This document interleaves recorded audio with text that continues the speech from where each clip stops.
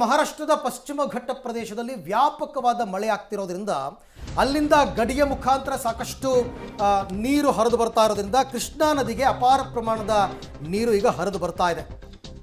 So ಒಂದು ಕಡೆ ನಾರಾಯಣಪುರ ಜಲಾಶಯಕ್ಕೆ ನೀರು ಬರುತ್ತೆ. ಈಗ ಅಲ್ಲಿಂದ 75,000 ಕ್ಯೂಸೆಕ್ ನೀರನ್ನು ಬಿಟ್ಟಿದ್ದಾರೆ. ಕೃಷ್ಣಾ ನದಿ ತೀರದ ಗಡ್ಡೆಗೂಳಿ ಬಸವೇಶ್ವರ ದೇವಸ್ಥಾನ ಜಲಾವೃತವಾಗಿದೆ. ರಾಯಚೂರಿನ ದೇವದುರ್ಗ ತಾಲೂಕಿನ ಹೂವಿನ ಹೆಡಗಿ ಬಳಿಯ ದೇಗುಲ ಇದು. ಗಡ್ಡೆಗೂಳಿ ಬಸವೇಶ್ವರ ದೇವಸ್ಥಾನ ಭಾಗಶಃ ಮುಳುಗಡೆಯಾಗಿದೆ. ಹೆಚ್ಚಿನ ನೀರು ಹರಿದರೆ ಹೂವಿನ ಹೆಡಗಿ ಸೇತುವೆ ಕೂಡ ಮುಳುಗಡೆಯಾಗುತ್ತೆ ಅಂತ ಇದ್ದಾರೆ. ಇನ್ನು ದೇವದುರ್ಗದಿಂದ ಯಾದಗಿರಿ ಕಲಬುರಗಿ ಸಂಪರ್ಕ ಕಡಿತವಾಗೋ ಸಾಧ್ಯತೆ ಇದೆ.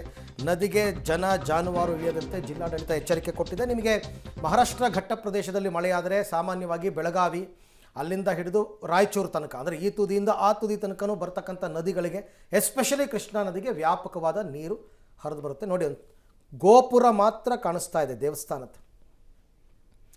ಈ ಬಗ್ಗೆ ಮತ್ತಷ್ಟು ಮಾಹಿತಿ ನನ್ನ ಕೊಲೀಗ್ ವಿಜಯ್ ಅವರಿಂದ ಪಡ್ಕೊಳ್ಳೋಣ. ವಿಜಯ್, ಈಗಾಗಲೇ ಮಳೆಯಿಂದ ಆಗಿರ್ತಕ್ಕಂಥ ಅನಾಹುತಗಳೇನೇನು, ಮತ್ತು ಈಗ ಜಲಾಶಯದಿಂದ ಇನ್ನಷ್ಟು ಹೆಚ್ಚುವರಿ ನೀರು ಬಿಡುಗಡೆ ಆದರೆ ಅದರ ಮುಂದಿನ ಪರಿಣಾಮ ಏನಾಗಬಹುದು? ಅರವಿಂದ್, ಈಗಷ್ಟೇ ಏನು ರಾಯಚೂರಿನಲ್ಲಿ ಪ್ರವಾಹ ಭೀತಿ ಆರಂಭ ಆಗಿರುವಂತದ್ದು. ಯಾಕೆಂದ್ರೆ ನಾರಾಯಣಪುರ ಜಲಾಶಯದಿಂದ ಈಗ ಸುಮಾರು 75,000 ಕ್ಯೂಸೆಕ್ ನಷ್ಟು ನೀರನ್ನ ಹರಿಬಿಡ್ಲಾಗ್ತಾ ಇದೆ. ಆದ್ರೆ ಏನು ಕೃಷ್ಣಾ ನದಿ ತುಂಬಾ ಅಗಲವಾಗಿ ಮತ್ತು ತುಂಬಾ ಉದ್ದವಾಗಿ ಹರಿಯೋದ್ರಿಂದ 1.5 ಲಕ್ಷ ಕ್ಯೂಸೆಕ್ ನಷ್ಟು ನೀರನ್ನ ನಾರಾಯಣಪುರ ಜಲಾಶಯದಿಂದ ಹರಿಬಿಟ್ಟಾಗ ಇಲ್ಲಿ ಒಂದೊಂದೇ ಅನಾಹುತಗಳು ಆರಂಭ ಆಗುವಂತದ್ದು. ಅಂದ್ರೆ ಮೊದಲಿಗೆ ಲಿಂಗಸೂರಿನ ಸೀಲಹಳ್ಳಿ ಸೇತುವೆ ಏನಿದೆ ಅದು ಮುಳುಗಡೆ ಆಗುವ ಮೂಲಕ ಅಲ್ಲಿ ಸುಮಾರು 5-6 ಗ್ರಾಮಗಳ ಸಂಪರ್ಕ ಕಡಿತ ಆಗುವಂತದ್ದು. ಅದಾದ ನಂತರದಲ್ಲಿ 2.5 ಲಕ್ಷ ಕ್ಯೂಸೆಕ್ ಅಷ್ಟು ನೀರನ್ನು ಬಿಟ್ಟಾಗ ಹೂವಿನ ಹಡಗಿ ಸೇತುವೆ ಮುಳುಗಡೆ ಆಗುವ ಮೂಲಕ ರಾಯಚೂರಿನಿಂದ ಯಾದಗಿರಿ ಮತ್ತೆ ಕಲಬುರಗಿ ಜಿಲ್ಲೆಗಳ ಒಂದು ಮುಖ್ಯ ಸಂಪರ್ಕ ರಸ್ತೆ ಏನಿದೆ ಅದು ಕಡಿತ ಆಗುವಂತದ್ದು. ಈಗ 75,000 ಕ್ಯೂಸೆಕ್ ನೀರನ್ನ ಹರಿಬಿಟ್ಟಿರೋದ್ರಿಂದ ಹೂವಿನ ಹಡಗಿ ಬಳಿ ಇರ್ತಕ್ಕಂಥ ಕೃಷ್ಣಾ ನದಿ ಪಾತ್ರದಲ್ಲಿನ ಒಂದು ಗಡ್ಡೆಗೂಳಿ ಬಸವೇಶ್ವರ ದೇವಸ್ಥಾನ ಏನಿದೆ ಅದು ಭಾಗಶಃ ಮುಳುಗಡೆ ಆಗಿರುವಂತದ್ದು.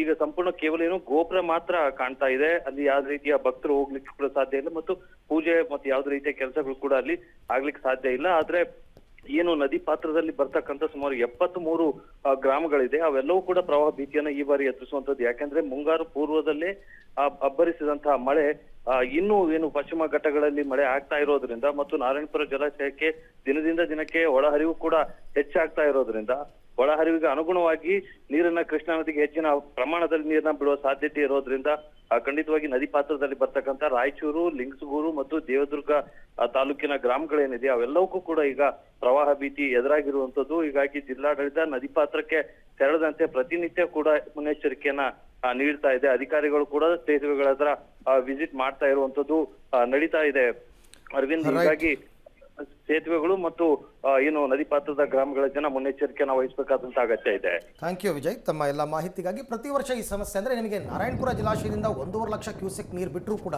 ಅವರೇ ಹೇಳಿದಂಗೆ ಕೃಷ್ಣಾ ನದಿ ತುಂಬಾ ವಿಸ್ತಾರವಾಗಿ ಹರಿಯೋದ್ರಿಂದ ತಡೆಯುತ್ತೆ, 3 ರಾಜ್ಯಗಳಿಗೆ ಹರಿಯುತ್ತೆ. ಸೊ ಹಾಗಾಗಿ ಬಟ್ ಇಂತಹ ಸಮಸ್ಯೆಗಳೆಲ್ಲ ನೋಡಿದ್ದಾರೆ, ಅಲ್ಲಿನ ಜನ ಅನುಭವಿಸಿದ್ದಾರೆ. ಹಾಗಾಗಿ ಅವ್ರಿಗೆ ಅದು ಸಮಸ್ಯೆ ಆಗಲ್ಲ ಅಂತ ಅಂದ್ಕೊಳ್ಳೋಣ. ನೋಡೋಣ, ಅದಕ್ಕೆ ನೀರಿನ ಪ್ರಮಾಣ ತಗ್ಗಿತು ಅಂತಂದರೆ ಎಲ್ಲ ಸರಿ ಹೋಗುತ್ತೆ.